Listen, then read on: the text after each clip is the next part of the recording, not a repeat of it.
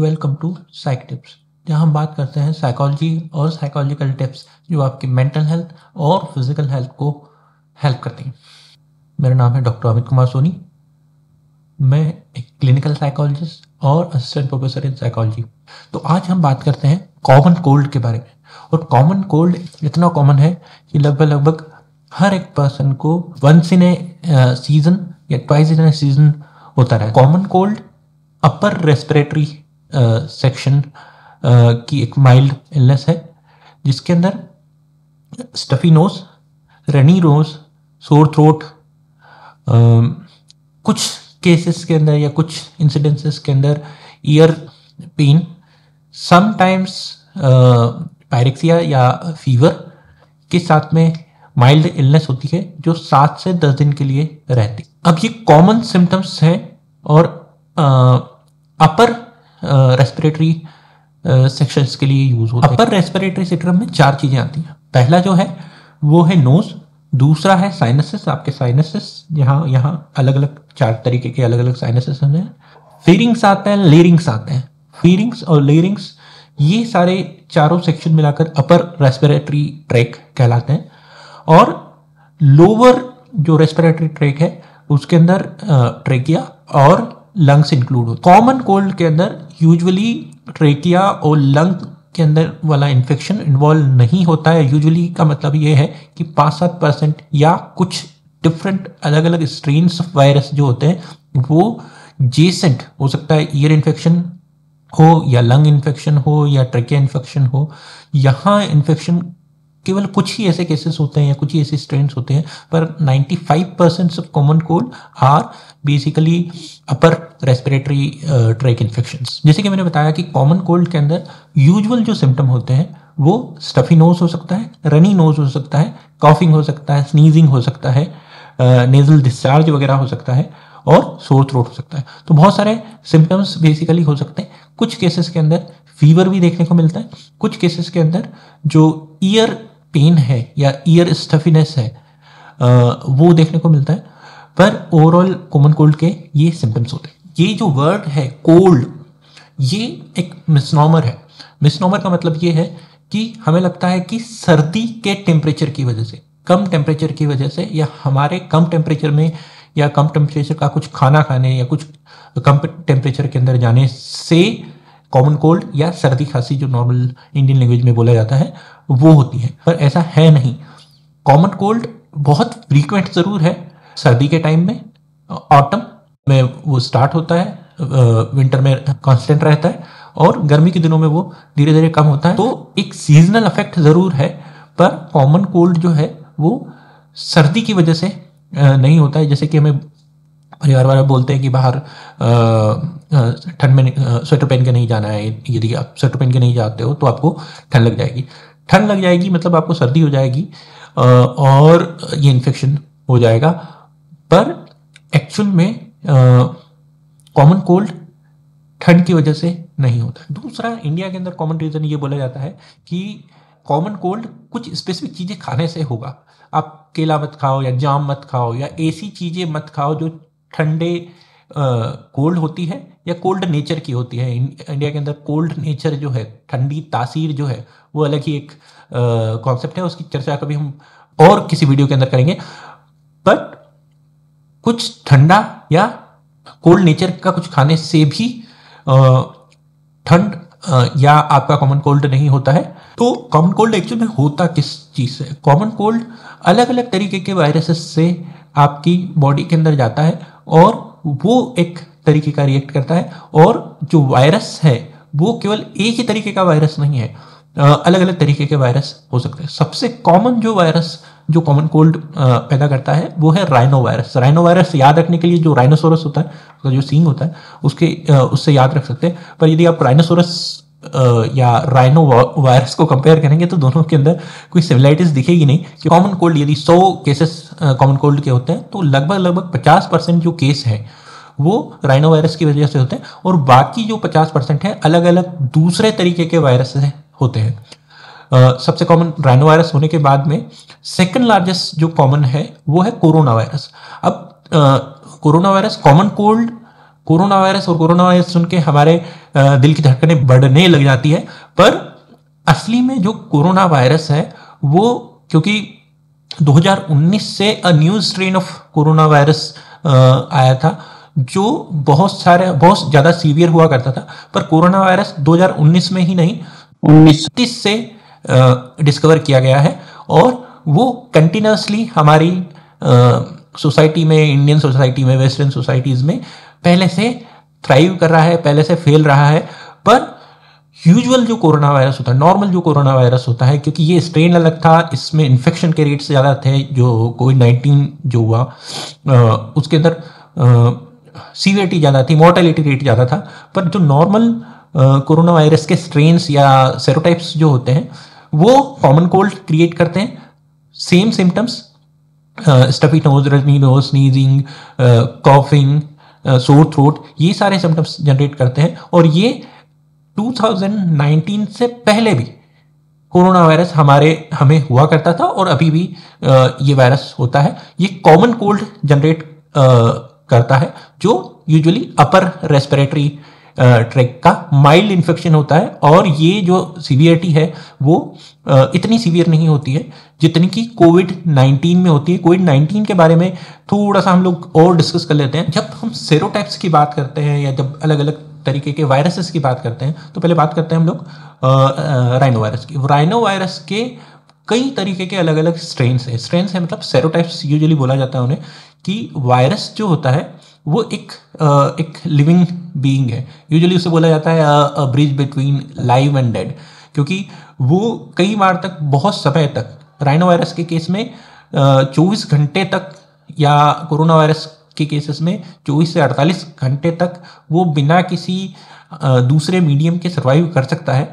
और पर उसको जब थ्राइव करने के लिए अच्छे से इन्वायरमेंट मिलता है तो वो रेप्लिकेट करना शुरू होता है, बढ़ना शुरू होता है, अपने आप को पॉपुलेट करना वापस से शुरू कर देता है। तो जो राइनो वायरस है उसके भी अलग अलग बहुत सारे स्ट्रेन्स अवेलेबल हैं, और लगभग 200 तरीके के अलग अलग स्ट्रेन्स या सेरोटाइप डिस्कवर हुए हैं राइनो वायरस के भी। और राइनो वायरस के इतने सारे स्ट्रेन होने की वजह से, क्योंकि कॉमन कोल्ड इतने लंबे समय से चलता आ रहा है, एक वायरल इन्फेक्शन है, और वायरल इन्फेक्शन होने के कारण राइनो वायरस के अंदर बहुत सारी डिस्कवरीज लोगों ने करने की कोशिश की कि राइनो वायरस के लिए एंटी वायरल कोई सा ड्रग बनाया जाए या एक वैक्सीन बनाया जाए जो राइनो वायरस को कंट्रोल करने की कोशिश कर सके। पर सबसे ज़्यादा मुश्किल इसी वजह से आती है कि उसके केवल एक स्ट्रेन नहीं है या एक ग्रुप नहीं है, उसके बहुत सारे राइनो वायरस के भी बहुत सारे अलग अलग सेरोटाइप्स है। तो यदि वैक्सीन एक सेरोटाइप या 2 सेरोटाइप्स के लिए बना लिया जाता है तो बाकी के बचे जो सेरोटाइप्स हैं वो ह्यूमंस को फिर भी अफेक्ट करते रहेंगे, और जैसे जैसे चीज़ें ऐड करते जाएंगे, क्योंकि ऐसा नहीं है कि 2 या 4 सेरोटाइप्स है, 200 अलग अलग तरीके के सेरोटाइप्स राइनो वायरस में ही आइडेंटिफाइड है। और जैसा कि आपको अभी मैं बता रहा था कि केवल राइनो वायरस ही नहीं, दूसरे तरीके के वायरस भी कॉमन कोल्ड क्रिएट करते हैं। तो कॉमन कोल्ड का वैक्सीन बनाना इसलिए बहुत मुश्किल का काम है। इसके बाद दूसरा जो हम डिस्कस कर रहे थे वो था कोरोना वायरस। कोरोना वायरस लंबे समय से ह्यूमंस को अफेक्ट कर रहा है और कॉमन कोल्ड दे रहा है, कॉमन कोल्ड ही दे रहा है लंबे समय से। पर उसका जो एक सेरोटाइप था वो किस तरीके से चेंज हुआ, वो स्ट्रेन किस तरीके से चेंज हुआ, वो एक मैटर ऑफ डिस्कशन है या मैटर ऑफ डिबेट है। पर वो वाला जो जिसे नाम दिया गया कोविड-19 या novel corona virus, novel word इसीलिए उन्होंने यूज किया कि कोरोना वायरस पहले से हमारी कम्युनिटी के अंदर थ्राइव कर रहे थे पहले से अवेलेबल थे। ये जो नया स्ट्रेन आया था ये क्या कर रहा था, अपर जो रेस्पिरेटरी ट्रैक्ट था उसको इन्फेक्ट करने के साथ साथ, मतलब उसको तो इन्फेक्ट कर ही रहा था, उसके साथ साथ लोअर जो रेस्पिरेटरी ट्रैक है, मतलब लंग्स और ट्रेकिया, उसको भी सीवियरली अफेक्ट कर रहा था, जिसकी वजह से निमोनिया के केसेस बढ़ रहे थे और उसकी वजह से सीवियरिटी ऑफ इलनेस जो है और मोर्टालिटी रेट वो और ज़्यादा इंक्रीज हो रहे थे। तो यहाँ कोविड-19 डिफर करता है बाकी कोविड के दूसरे स्ट्रेन से। तो ऐसा नहीं है कि कोविड-19 के बाद में और कोई स्ट्रेन्स अवेलेबल नहीं है। हम यदि वायरोलॉजी के अंदर जाएंगे तो कोरोना के भी बहुत सारे स्ट्रेन्स हैं जो नॉन लीथल है, लेस मोर्टल है, मतलब जिसमें डेथ रेट्स बहुत कम है या केवल कॉमन कोल्ड जैसे इन्फेक्शन जनरेट होते हैं। पर केवल कुछ ही ऐसे स्ट्रेन है, जैसे कि 2 या 3 जो स्ट्रेन है जो न्यूज़पेपर में हम पढ़ते हैं कि ये स्ट्रेन ज़्यादा खतरनाक है, ज़्यादा तेजी से फैल रहा है, तो उसके लिए ज़्यादा रिस्क रखने की ज़रूरत है। बाकी जितने कोरोना वायरस के जो स्ट्रेन्स हैं वो नॉर्मल जो ह्यूमन बींग्स हैं उनके लिए केवल कॉमन कोल्ड जैसे सिम्टम्स ही जनरेट करते हैं, उससे ज़्यादा और कोई सिम्टम वो जनरेट नहीं करते हैं।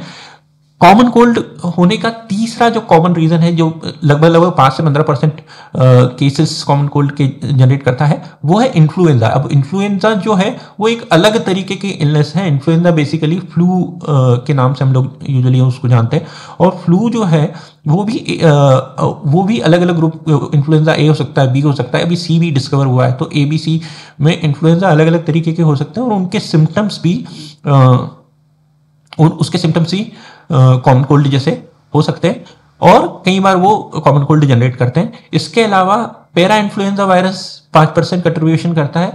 रेस्पिरेटरी सिंथेटिकल वायरस जो है वो 5% कंट्रीब्यूशन करता है। Adeno virus less than 5% contribution करता है, और एंटेरो वायरस जो है लेस देन 5% कंट्रीब्यूशन करता है। तो बोलने का मतलब है कि कॉमन कोल्ड केवल एक सिंगल कोई आइडेंटिफाइड वायरस से नहीं होता है, इसमें वायरसेस, बहुत सारे वायरसेस होते हैं। पर ध्यान रखने वाली बात है कि ये सब वायरस एक साथ अफेक्ट नहीं करते।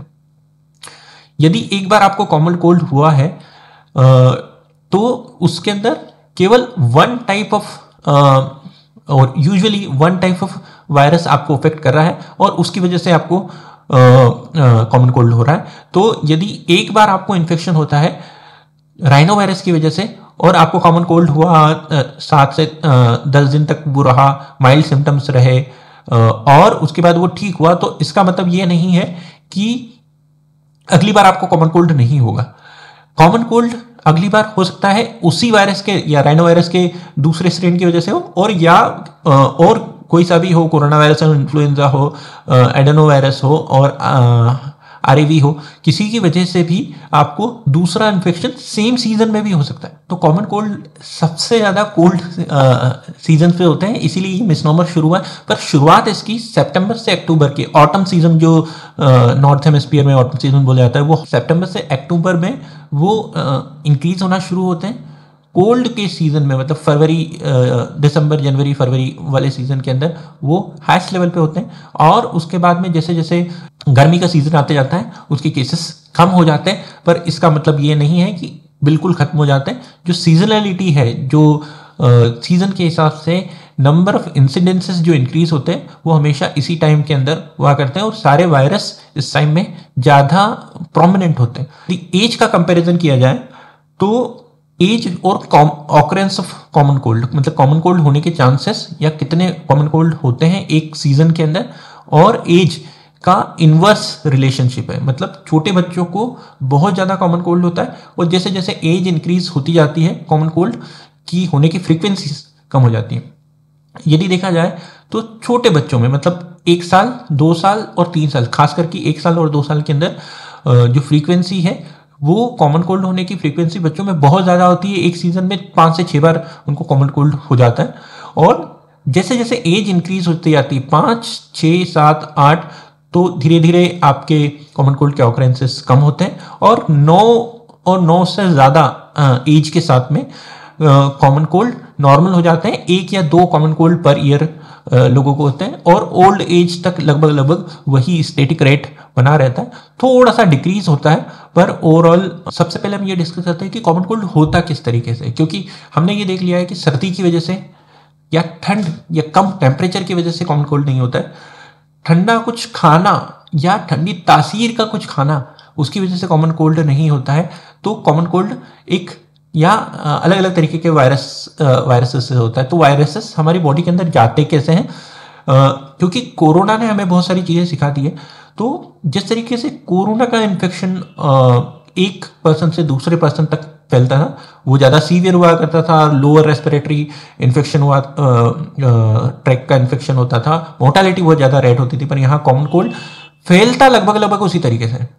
पहला जो है हैंड टू हैंड कॉन्टेक्ट के थ्रू, कि आप यदि एक पर्सन है जो जिसको कॉमन कोल्ड है, सर्टेन काइंड ऑफ वायरस है और वो वायरस का वेक्टर है। वेक्टर का मतलब ये होता है कि वो पर्सन, क्योंकि उसके अंदर वायरस थ्राइव कर रहा है, बढ़ रहा है, रेप्लिकेट कर रहा है, और जो चीख है, जो खांसी है, वाटरी नोज जो है, उसके थ्रू वो क्या होता है कि वायरस है वो बाहर भी निकलता रहता है, क्योंकि वायरस की क्वांटिटी, मतलब वो इतना रेप्लिकेट कर रहा है कि वो क्वांटिटी बहुत ज़्यादा है, तो वो बाहर निकलता रहता है। और यदि एक पर्सन चीख रहा है, नाक पहुंच रहा है या खांस रहा है, तो उसके हाथों में और उसकी नोज और माउथ के आसपास वो इन्फेक्शन या वो वायरस इंक्रीज हो सकते हैं, ज़्यादा होते हैं। और यदि पर्सन उस वायरस को टच करने के बाद आपसे हाथ मिलाता है या आप उस पर्सन से हाथ मिलाते हो जिसको वो वायरस है उसके हाथ में, और उसके बाद यदि आप अपने चेहरे को हाथ लगाते हो, मुंह को, नाक को और आंखों को यदि आप हाथ लगाते हो, तो वो इन्फेक्शन आपका दूसरे पर्सन से जिसको एक वायरस था वो आप तक पहुंच सकता है। दूसरा जो तरीका होता है वायरस का आप तक पहुंचने के लिए, कि यदि पर्सन ने कोई छींका या खांसा या फिर नोज ब्लो किया उसने, चाहे वो टिश्यू में किया, बाहर किया, हाथ से किया है, कहीं पे भी किया है, और क्योंकि वो जो है वो एक खांसी या चीख जो है वो एक फोर्स से आती है, और वो एयर के अंदर आपके मॉलिक्यूल्स जो वायरस है वो जनरेट कर देती है। अब वो एयर मॉलिक्यूल्स के अंदर दो तरीके के अलग अलग मॉलिक्यूल्स होते हैं। एक लार्ज साइज के मॉलिक्यूल्स होते हैं जो जल्दी से जमीन पर या नीचे की ओर बैठ जाते हैं, उसे लार्ज पार्टिकल एरोसोल बोला जाता है, और स्मॉल पार्टिकल एरोसोल जो है वो हवा में तैरते हैं। राइनो वायरस में बेसिकली जो है वो स्मॉल पार्टिकल्स कम होते हैं, ज़्यादा हैवी होते हैं, इसलिए वो ज़मीन पर या फिर जो भी आइटम्स हैं, मान लो आपका कंप्यूटर हुआ, मोबाइल हुआ, डोर नॉब्स हुए, इनके अंदर बैठते हैं और वहां पर कुछ टाइम तक सर्वाइव करते हैं। तो यदि उस चीज को आपने टच किया हुआ है, या स्मॉल एरोसोल या लार्ज एरोसोल के एरिया के अंदर आप इनहेल कर रहे हो कुछ, तब वो वायरस आपके श्वास के जरिए, आपके इनहेलेशन के जरिए आपके गले तक पहुंच सकता है, नाक तक पहुंच सकता है, आंखों तक पहुंच सकता है, और उसकी वजह से आपको वो इन्फेक्शन हो सकता है। इसके अंदर बहुत एक साइकोलॉजिकल फैक्टर इन्वॉल्व होता है कि हम लोग जब भी अलग अलग लोगों से मिलते हैं, इसके लिए एक रिसर्च अवेलेबल है कि हम जब भी लोगों से मिलते हैं, सोशल इंटरेक्शन के बाद में हम यूजुअली अपने फेस को टच करते हैं। अब उसकी वजह से क्या होता है कि जब भी लोग हम हाथ मिलाते हैं, नमस्ते करते हैं या कुछ अलग अलग तरीके से ग्रीट करते हैं, उसके बाद अपने फेस को टच करते हैं, और उसकी वजह से वो इन्फेक्शन हमारे बॉडी के अंदर जल्दी से फैलता है। पैथोजेनेसिस की बात करते हैं कि कॉमन कोल्ड किस तरीके से बीमारी हमारे गले के अंदर या हमारे बॉडी के अंदर किस तरीके से जनरेट करता है। उसके बेसिकली दो कारण होते हैं। पहला है कि जो वायरस है यदि हमारी बॉडी के अंदर पहुंचता है, खास करके जब वायरस पहुंचता है तो राइनो वायरस का जो रेप्लिकेटिंग साइट होता है, या अलग अलग वायरस के अलग अलग थोड़े थोड़े चेंजेस होते हैं। रेप्लिकेटिंग साइट्स जो होती है, वायरस है वो एपिथेलियल सेल तक पहुंचता है या म्यूकस सेल तक पहुंचता है, तो वहाँ पर वो रेप्लिकेट करना शुरू होता है। और रेप्लिकेशन की वजह से बॉडी को जब आपके इम्यून सिस्टम को पता चलता है कि ये यहाँ पर एक वायरस है जो रेप्लिकेट करना उसने शुरू किया हुआ है, तो हमारा जो बॉडी का जो रिस्पॉन्स है, जो इन्फ्लेमेटरी रिस्पॉन्स है, वो क्रिएट होता है। और रेप्लिकेशन और इन्फ्लेमेटरी रिस्पॉन्स की वजह से हमें स्टफी नोज, जो कफ है वो कोल्ड है, रनी नोज है, सर्दी है, जो खांसी है, चीख है, वो यूजुअली देखने को मिलते हैं।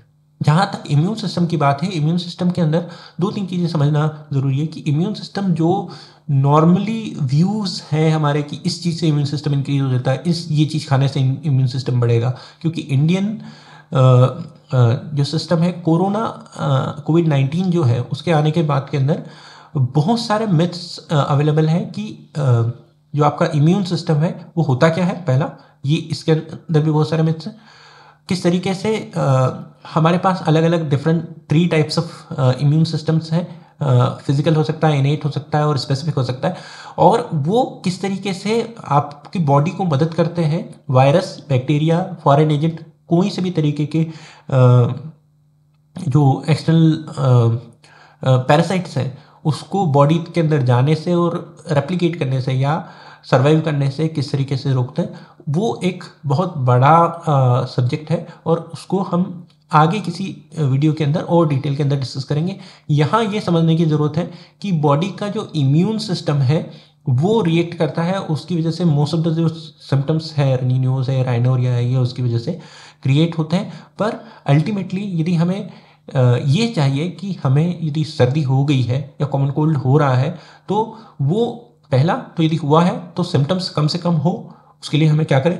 और यदि नहीं हुआ है और आसपास इन्वायरमेंट में वो इन्वायरमेंट है, वो टाइम है, वो ड्यूरेशन है, जैसे अभी ठंड का मौसम चल रहा है, विंटर सीजन चल रहा है और यहाँ इन्फेक्शन के होने के चांसेस ज़्यादा है, तो वो इन्फेक्शन यदि एनवायरनमेंट में है भी तो हमें वो नहीं पहुँचे या हमें नहीं हो या कॉमन कोल्ड तक वो नहीं पहुँचे, उसके लिए कौन कौन से उपाय करना चाहिए, कौन कौन से प्रिवेंशन करना चाहिए, वो चीज़ें हम लोग डिस्कस करते हैं। प्रिवेंशन के लिए सबसे पहला जो सॉल्यूशन आता है washing your hands. Washing your hands हमने कोरोना के टाइम के अंदर बहुत अच्छे से सीखा है। मैं एक WHO का how to wash your hand properly एक बार फिर से आपके लिए ऐड कर देता हूँ। यदि आप वो देखना चाहते हैं तो आई बटन पे क्लिक करके आप देख सकते हैं। तो आप यदि अपना हाथ अच्छे से साबुन से या सैनिटाइजर से या रबिंग अल्कोहल से यदि आप वॉश करते हैं तो most of the viruses, bacteria, viruses, protozoa, fungi, ये सारे के सारे हाथों से दूर हो सकते हैं, जा सकते हैं और हम लोग किसी भी तरीके के वायरस स्पेशली कॉमन कोल्ड से बच सकते हैं। Hand washing is the first and primary prevention for the common cold. Personal level पे संभव है कि यदि मुझे सर्दी होती है, मुझे कॉमन कोल्ड होता है, तो मैं यदि चीख रहा हूँ तो हमेशा मुझे अपने आप को खांसने में और चीखने में खुद को कवर करने की ज़रूरत है।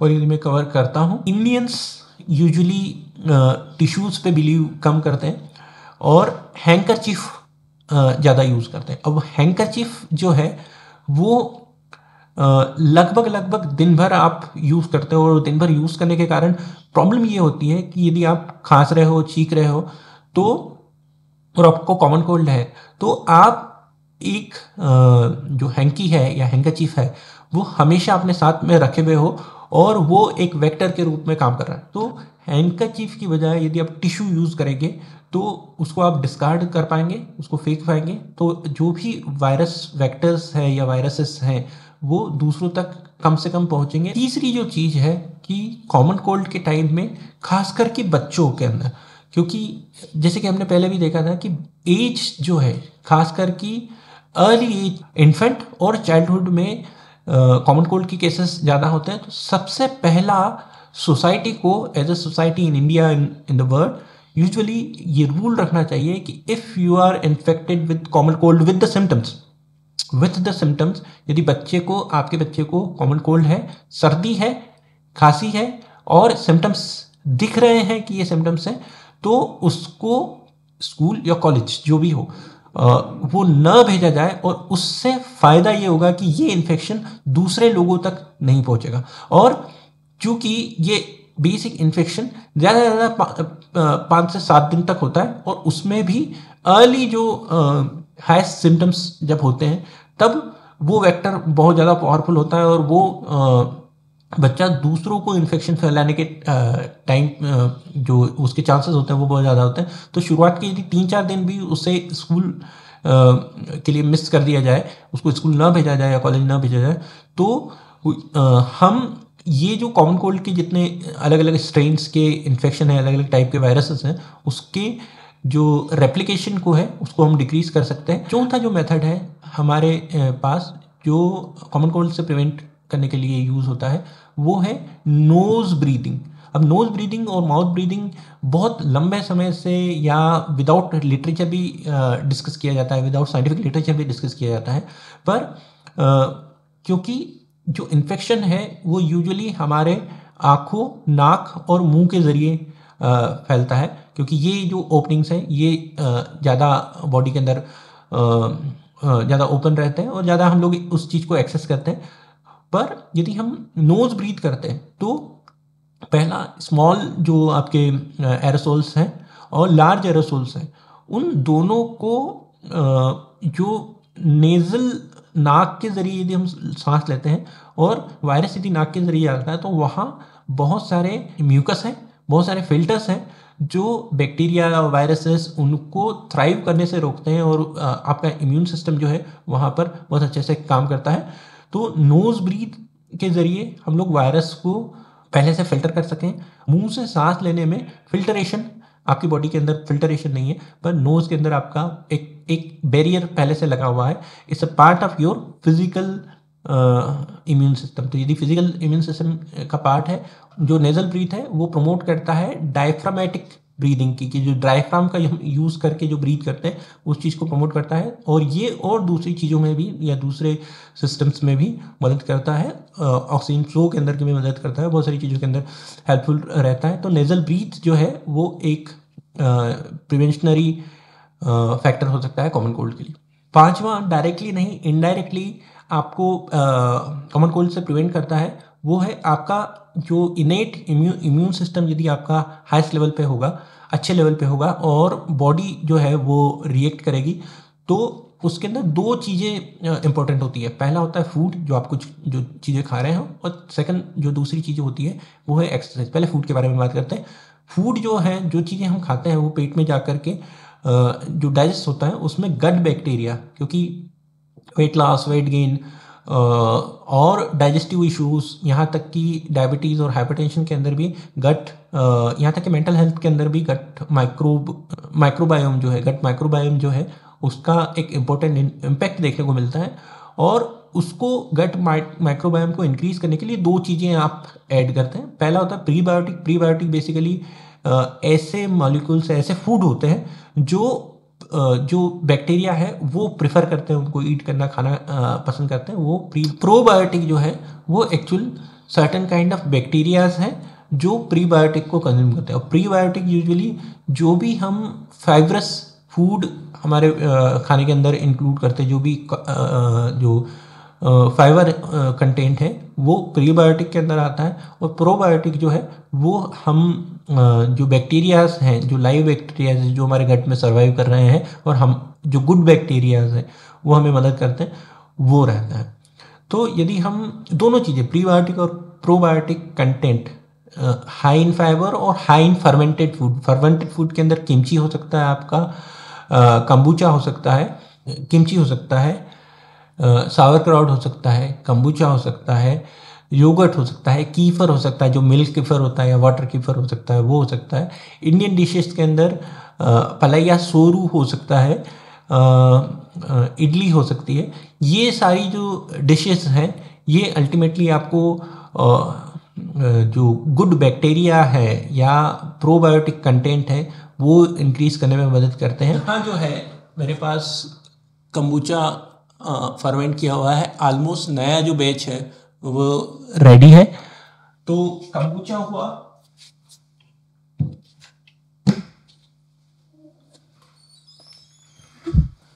तो आपका कंबूचा हुआ, किमची हुआ, वो किस तरीके से बनाते हैं, किस तरीके से क्रिएट करते हैं, किस तरीके से फर्मेंट करते हैं, उसके लिए हम लोग एक अलग वीडियो बनाएंगे, उसको डिस्कस करेंगे कि क्यों वो हेल्पफुल है, वो गट माइक्रोबायोम में किस तरीके से हेल्प करता है। पर ये सारे जो फर्मेंटेड फूड है, ये सारे के सारे जो फर्मेंटेड फूड है वो आपके इनेट जो इम्यून सिस्टम है उसको इंक्रीज करते हैं। दूसरा जो फैक्टर इन्वॉल्व किया जाता है, बताया जाता है इम्यून सिस्टम को इंक्रीज करने के लिए, वो है एक्सरसाइज। यदि आप एक दिन के अंदर या एक वीक के अंदर लगभग 3 दिन एक्सरसाइज करते हैं और लेस देन 60 मिनट्स एक्सरसाइज करते हैं, तो आपका इम्यून सिस्टम थ्राइव पर रहता है, हाईएस्ट लेवल पर रहता है। तो exercise increases your level of इनेट immune system. और यूजुअली जो एक्सरसाइज की जो फ्रीक्वेंसी होती है वो भी डिपेंड करती है कि आपका इम्यून सिस्टम किस तरीके से। अगला जो फैक्टर आता है वो आता है फ्लूइड इंटेक। यदि आपको कॉमन कोल्ड है तो अलग अलग माध्यम से, नाक के माध्यम से, मुंह के माध्यम से, सर्दी, खांसी, रनी नोज के माध्यम से आपकी बॉडी के जो फ्लूइड्स है वो कम हो रहे हैं। और यदि आप फ्लूइड इनटेक अच्छे से मेंटेन रखते हो तो कॉमन कोल्ड मेंटेन करने में या उससे रिलीव होने में ज़्यादा मदद मिलेगी। कि यदि आप कॉमन कोल्ड से टायर्डनेस महसूस कर रहे हैं, मलेज महसूस कर रहे हैं, या आप इस तरीके से महसूस कर रहे हैं कि आज एक्सरसाइज नहीं हो पाएगी, आज एक्टिविटी नहीं हो पाएगी, तो यूजुअली एक्सरसाइज, यदि आप डेली एक्सरसाइज करते हैं, रूटीनली कार्डियो करते हैं, तो सर्दी के टाइम के अंदर या कॉमन कोल्ड के सिम्टम्स जब हाईएस्ट लेवल पे आपके हैं और आप टायर्डनेस महसूस कर रहे हैं, जनरल मलीज महसूस कर रहे हैं, उस टाइम में आपको एक्सरसाइज नहीं करना चाहिए। ये मेरा पर्सनल सजेशन है। मैं यूजुअली सर्दी या खांसी या कॉमन कोल्ड यदि मुझे होता है तो जब तक वो सिम्टम्स रिलीव नहीं हो सकते, मैं वापस एक्टिव महसूस नहीं करता हूँ। मैं उस 2-4 दिन जो भी एक्सरसाइजेस के हैं वो स्किप करता हूँ, क्योंकि बॉडी पहले ही अलग तरीके के जो वायरस है उससे लड़ने की कोशिश कर रही है। तो आपका इम्यून सिस्टम पहले से ही दूसरी जगह इन्वॉल्व है। और एक्सरसाइज से भी जो टीयर अप होते हैं बॉडी में, मसल टीयर होते हैं या जो भी बॉडी में जो जो चेंजेस होते हैं, उसके लिए भी इम्यून सिस्टम का रिस्पॉन्स ज़रूरी होता है। तो यदि हम लोग बॉडी को ड्यूअल टास्क दे देंगे कि वायरस से भी, इन्फेक्शन से भी लड़ना है और एक्सरसाइज से जो बॉडी के अंदर जो चेंजेस हुए हैं उससे उसको भी रिपेयर करने की कोशिश करना, दोनों चीज़ें यदि अवेलेबल रहेंगी तो जो सिम्टम्स है, वायरल के जो सिम्टम्स हैं या कॉमन कोल्ड के जो सिम्टम्स हैं, उनमें रिलीव होने में थोड़ा सा आपको टाइम लग सकता है। इसलिए जब भी आप कॉमन कोल्ड महसूस करें, एक्सरसाइज को कुछ दिनों के लिए सीज कर दें और जैसे ही आप अच्छा महसूस करने लगे, आप जो एक्सरसाइज है वो वापस रिज्यूम कर सकते हैं। इसके बाद कॉमनली बात आती है अलग अलग तरीके के सप्लीमेंट्स की, जैसे कि vitamin C. Maximum persons prevention के लिए और क्योर के लिए, दोनों चीज़ों के लिए विटामिन सी प्रमोट करते हैं। ये नेचुरल टाइप्स ऑफ मेडिसिन है कि यदि आपके बॉडी के अंदर vitamin, high level of vitamin रहेगा तो आपको कॉमन कोल्ड होने के चांसेस कम होंगे।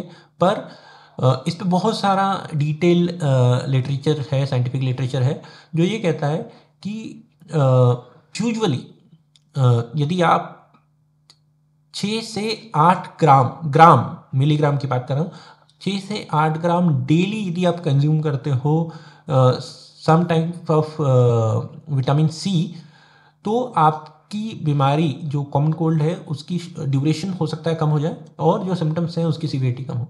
पर ये 6 to 8 ग्राम ऑफ जो विटामिन सी है डेली कंज्यूम करना बहुत बड़ा टास्क होता है। विटामिन सी जो है वो डायरेक्टली इनडायरेक्टली आपको अफेक्ट नहीं करता है, न कोल्ड प्रिवेंशन में न कोल्ड ट्रीटमेंट के अंदर। तो दोनों चीज़ों के अंदर विटामिन सी ओवरऑल या तो इफेक्टिव नहीं है या इक्वल टू नन इफेक्टिव है। क्योंकि आप कितना भी नेचुरल सब्सटेंस, चाहे आप गुआवा या जाम ले लें, रेड बेल पेपर ले लें, कीवी ले लें, स्ट्रॉबेरी ले लें, ऑरेंजेस ले लें, लेमन्स ले लें, आप कितना कंज्यूम करोगे कि वो 6 ग्राम ऑफ या 6 to 8 gram of vitamin C include हो जाए। आपको बहुत ज़्यादा मात्रा के अंदर वो कंज्यूम करना होता है, जो यूजुअली ह्यूमंस के लिए पॉसिबल नहीं है। उनको, उन लोगों को यूजुअली ज़्यादा होता है जिनको विटामिन डी की कमी होती है।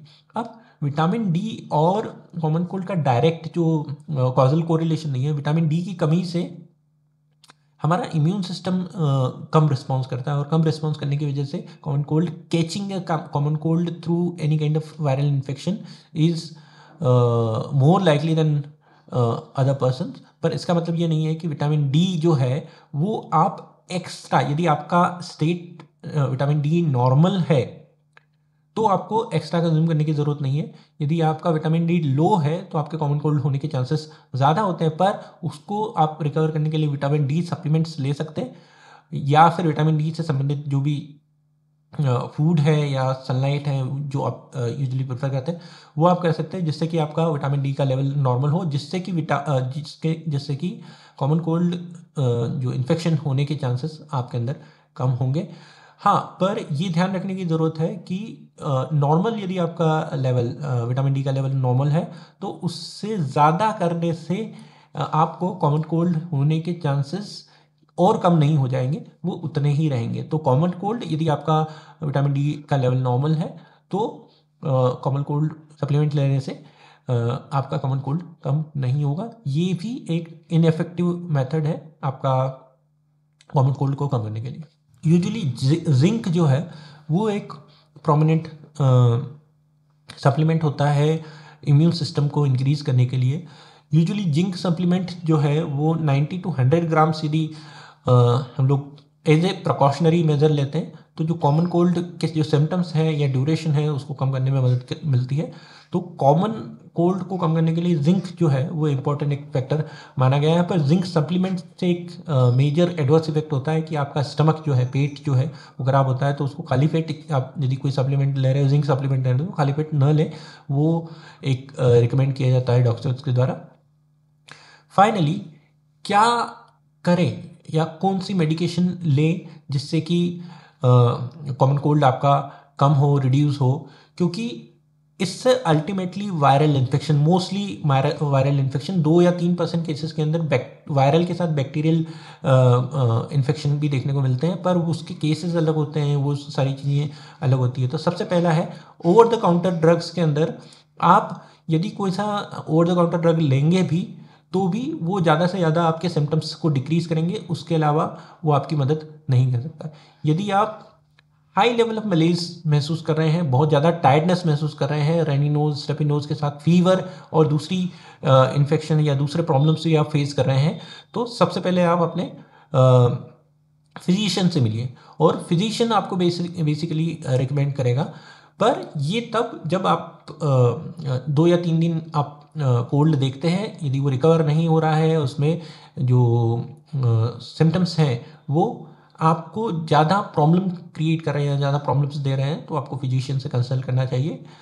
और यदि नॉर्मल कॉमन कोल्ड है, जो परसीवेबल हमारा परसेप्शन है कि इस तरीके से कॉमन कोल्ड ऐसे ऐसे ही होना चाहिए और ये 2-3 दिन के अंदर हट जाएगा, तो खास करके आपको अपने से, जब तक डॉक्टर आपको या फिजिशियन आपको रिकमेंड नहीं करे, तब तक एंटीबायोटिक नहीं लेना चाहिए। क्योंकि common cold basically most of the cases के अंदर वायरल इन्फेक्शन है, और वायरस के अंदर एंटीबायोटिक, कोई सा भी एंटीबायोटिक, अच्छे से अच्छा, खराब से खराब एंटीबायोटिक है, वो बिल्कुल भी काम नहीं करता है। और एंटीबायोटिक आपके अलग अलग तरीके के जो माइक्रोबायोम है, जो आपके नोज़ के अंदर है, जो माउथ के अंदर है, यहाँ तक कि जो गट माइक्रोबायोम है, उनको भी अफेक्ट करता है। तो एंटीबायोटिक बहुत सोच समझ के लिया जाना चाहिए। यहाँ तक कि फिजिशियंस जो हैं इंडिया के अंदर, यूजुअली ये बहुत कॉमन है कि डॉक्टर्स हैं कॉमन कोल्ड के अंदर प्राइमरीली फर्स्ट ड्रग लिखते हैं, वो एनी काइंड ऑफ एंटीबायोटिक लिखते हैं। मुझे पता नहीं है कि वो किस तरीके से वो चीज़ें करते हैं, पर नॉर्मली WHO हुआ या NHS हुआ या CDC जो है, वो कॉमन कोल्ड के लिए बेसिकली ये रिकमेंड करता है कि आप जो बायोटिक है वो ट्रीटमेंट न दें, जबकि जो सिम्टमेटिक है, जैसे कि डीकंजेसेंट हैं और रनी नोज को कम करने के लिए अलग अलग तरीके के मेडिसिन है, फीवर को कम करने के लिए अलग तरीके के मेडिकेशंस हैं, वो आप कॉमनली यूज़ कर सकते। लास्ट जो ट्रीटमेंट मॉडलिटी कॉमनली आफ्टर कोविड-19 लोग यूज़ करते हैं, वो होता है नेबुलाइजर और स्टीमर या फिर वेपोराइजर भी उसे बोला जाता है। पहला जो है बात करते हैं स्टीमर्स की या फिर वेपोराइजर्स की। वेपोराइजर के अंदर आप नॉर्मल पानी इंक्लूड करते हैं, और वो वाष्प बनाता है या स्टीम बनाता है, और उस स्टीम को आप इनहेल करते हैं, जिससे कि हाई टेम्परेचर होने की वजह से जो नेजल पैसेजेस जो आपके रुके हुए हैं वो ओपन होते हैं। स्टफी नोज जो होती है या सोर थ्रोट होता है, उसके अंदर आपको अल्टीमेटली इनहेल करने के या रेस्पिरेशन के अंदर बहुत ज़्यादा हेल्प मिलता है। ऑन द कॉन्ट्रेरी जो नेबुलाइजर है वो यूजुअली जो प्रैक्टिस किया जाता है या यूजुअली दिया जाता है जहाँ पर सांस लेने में इंडिविजुअल को बहुत ज़्यादा दिक्कत हो रही हो, क्योंकि नेबुलाइजर के अंदर अलग अलग तरीके की जो मेडिकेशंस हैं वो यूज़ किए जाते हैं और वो वाष्पीकृत होकर के या वेपोराइज होकर के इंडिविजुअली इनहेल करता है।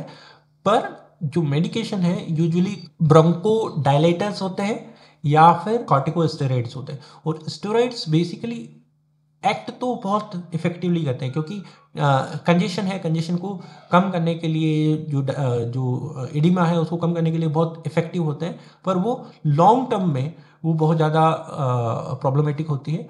तो इंडिया के अंदर आफ्टर कोविड-19 नेबुलाइजेशन का जो जो फ्रीक्वेंसी है at home, not in the hospital, hospital के अंदर जहाँ फिजिशियंस को ज़रूरत होती है, डॉक्टर्स को ज़रूरत होती है, वो वहाँ नेबुलाइजेशन यूज़ करते हैं। यूजुअली कोई भी डॉक्टर घर पर नेबुलाइजेशन और ये सारी चीज़ें तब तक रिकमेंड नहीं करता है जब तक कि लेवल ऑफ सीवियरिटी बहुत ज़्यादा नहीं हो कि सांस लेने के अंदर बहुत ज़्यादा दिक्कत है, O2 लेवल का बहुत ज़्यादा SpO2 लेवल बहुत डिक्रीज हो गया, तब तक वो रिकमेंड नहीं करते।